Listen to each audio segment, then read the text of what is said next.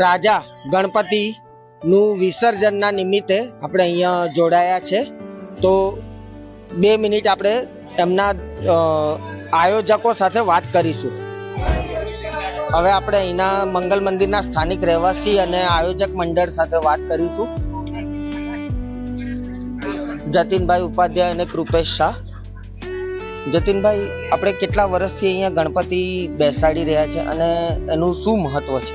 અમે ગણપતિ બાપાની સેવા છેલ્લા 14 વર્ષથી કરી રહ્યા છે. મંગલ મંદિર સોસાયટીનો પૂરેપૂરો સાથ સહકાર છે અમારી સાથે, અને બધા જ ભાવિક ભક્તો અમારી સાથે રહીને દરરોજ સરસ આરતી, સરસ પ્રસાદનું આયોજન થાય છે.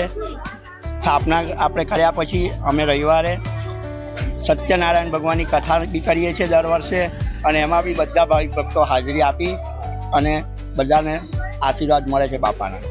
અને એમના દ્વારા, બાપાના દ્વારા અમારી સોસાયટીમાં બધા સુખી અને સંપન્ન થયા છે. એના મહત્વ વિશે કૃપેશભાઈ તમે કંઈક 2 વસ્તુ. અમે જ્યારે ચાલુ કર્યું ત્યારે અહીંયા ટોટલ 5 થી 7 સભ્યો હતા, અને અત્યારે સોસાયટીના દરેક સભ્ય અમને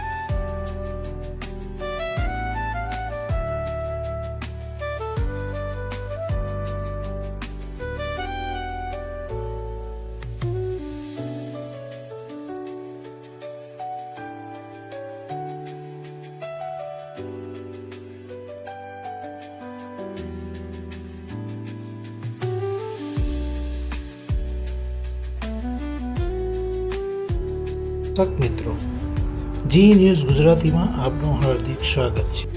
આજ રોજ 10મા દિવસે બરોડામાં ગણપતિનો વિસર્જનનો દિવસ છે.